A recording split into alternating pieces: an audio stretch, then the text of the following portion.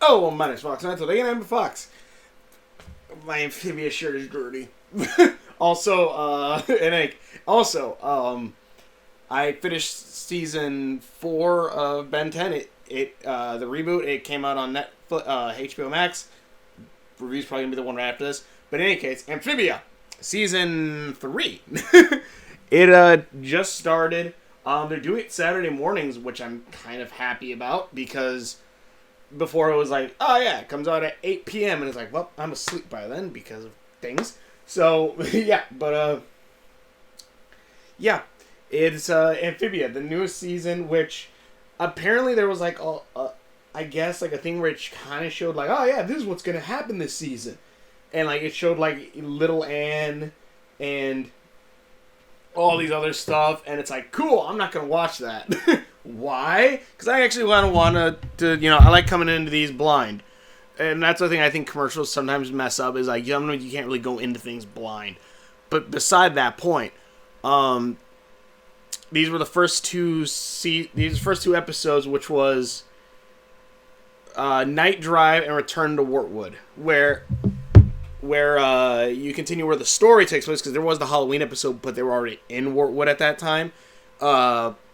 But yeah, so then the Halloween episode, that was that one, but this is going back with the original story, where this main story was literally, yes, they're almost to Wartwood. Anne and Hot Pop want to just pass out, and they said, we'll just keep going tomorrow. And then Sprig and what the hell is it? Sprig and Polly are like, no, we want to keep going, and so they drive while the other two are passed out.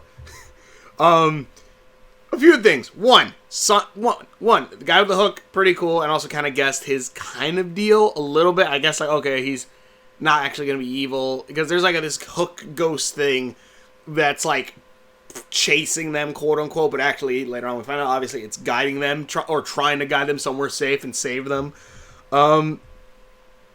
Also, a few things. One, there's a bit in the beginning. They're like, like Sprig and Polly are like, we can drive, even though they were told not to. They're like, we can drive. We've seen horrible, horrible things. And Polly's like, yeah, I've been eaten like 8 times, and now I'm looking forward to it. I'm like, war alert, war alarm, war alarm.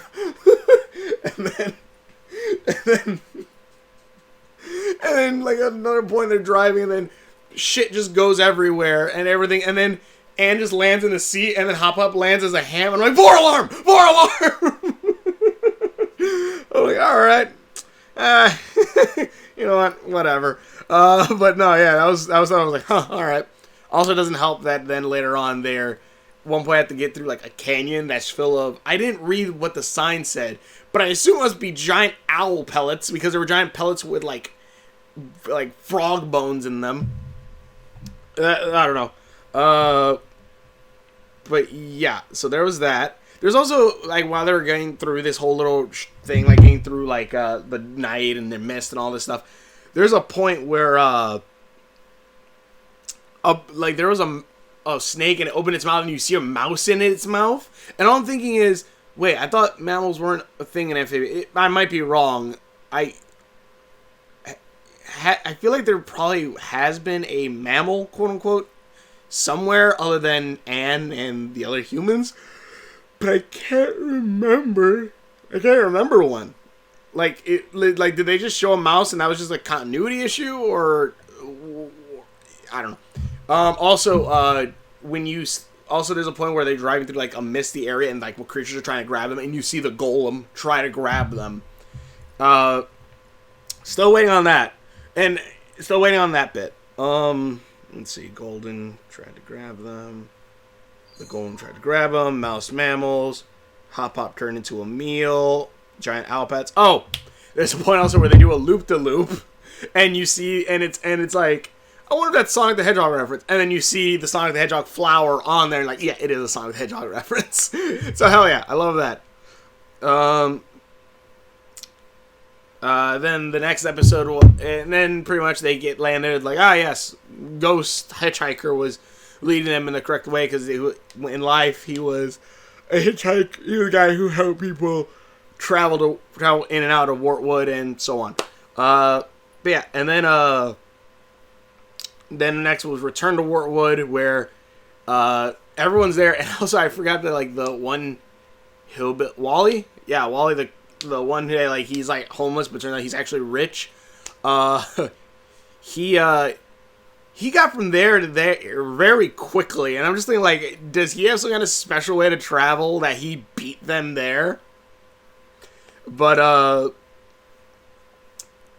basically that whole little setup is literally, Hop Pop and Polly forgot that they took a list of things that Wormwood wanted them to buy to bring them back, which also Hop Pop didn't have any money on Utopia, so I'm not entirely sure how he thought he was gonna be able to buy everyone all this. It wouldn't be surprising if he just like didn't forget the list when he put it somewhere, but he just like he was just like,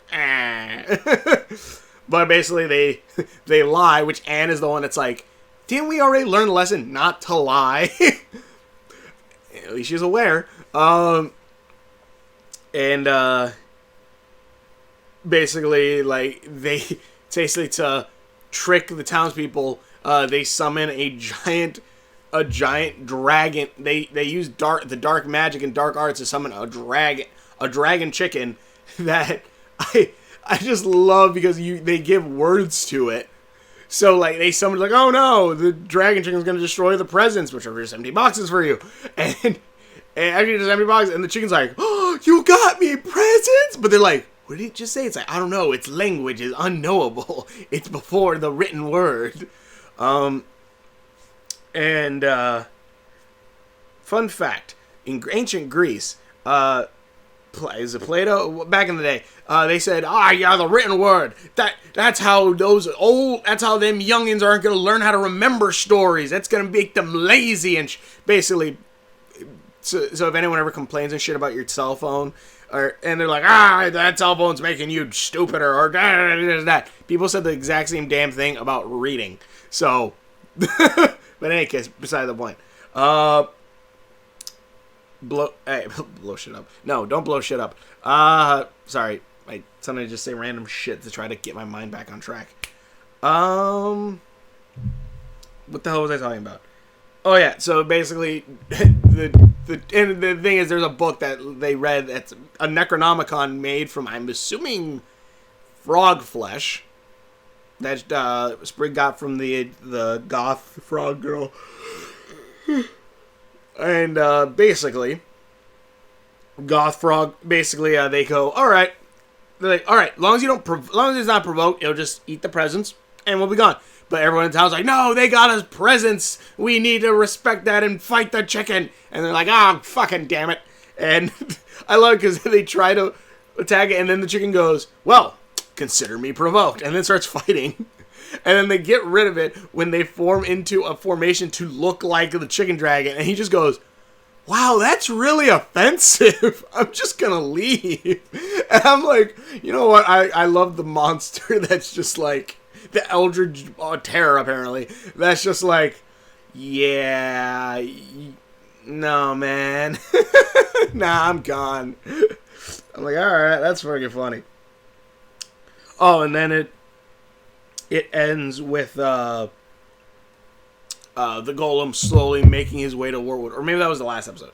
In either case, I hope that's going to happen, or something's going to happen with that soon. I'm not saying it won't, but I don't know. There's a lot of build-up in the show. And mind you, like, I'm going to bring up Ben 10 later, which that show is also one where, like, certain characters or plot lines are really getting a lot more build-up. But I feel like it's better in some cases. And I'll try to say it now, I guess. But basically, like, let's put it this way. There's so far 3 episodes, or 3 seasons, or starting now is 3rd season. There's 2 seasons of Amphibia, and then, you have this season starting up, where it looks like just now we're actually getting into what is the box? What are these 3 powers of calamities? Why does Anne's eyes glow blue? And stuff like that. Like, I know, like usually I would say, okay, season 1, have some build up, obviously. Have some build up, story, world build, all this shit. And they do that. And then season 2, they kept world building, which is good, but there wasn't really much story movement. Like, there was a little bit like, okay, ancient technology, alright. Not really brought up again until, you know, we just see the golems sitting outside Newtopia, or why didn't it stop them when they left Newtopia the first, whatever. But we do get at least a little bit more plot towards the end of season 2, and then, like, you know, like, now it's a question of when are we going to actually see more of that plot. Apparently there's going to be more, they're going to eventually get to one of the temples. I don't know entirely when. I don't want to really look at the list right now, but I don't know, like, for that, it feels like the driving force, even though, like, I do like the characters, I do like all the little things that is happening in there, but, like, I am interested in, like, what about the story, what about that, while something like, let's say, Ben 10, I would say the Owl House, but, you know what, Owl House I'll say too, because Owl House, there really isn't, at least in season 1, there really isn't a determined kind of storyline so far put. Like, it's very episodic.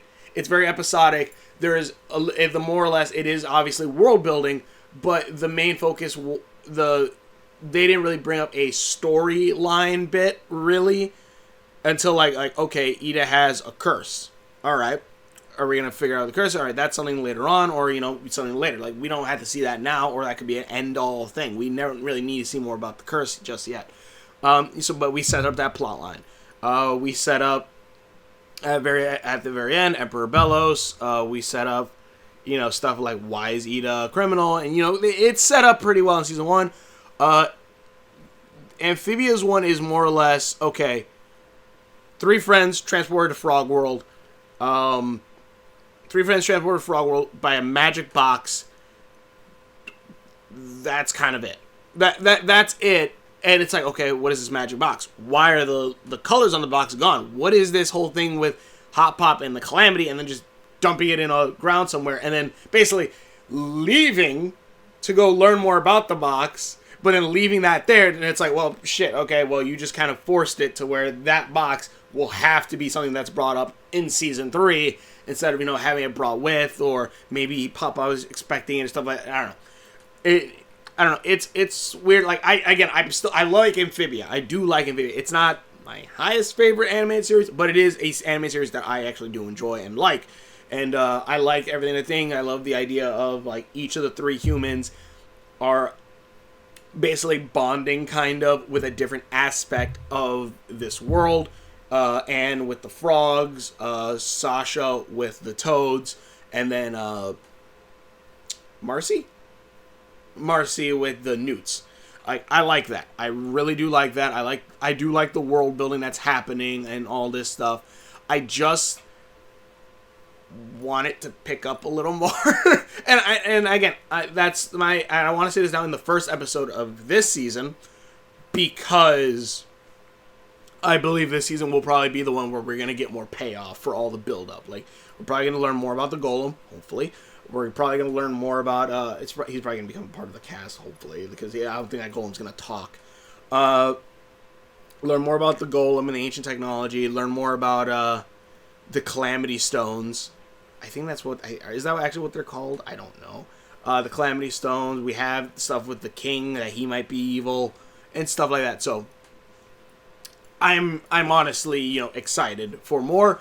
It's just, like, again, like, story pacing wise, I kind of wish in season 2 we would have gotten a little bit more sprinkled in there, but world building wise, it was still pretty damn good. And this season, hopefully, yes, there will still be more world building, because world building is very important and good, but also I do want more payoff on it. And I think that's more or less just because the main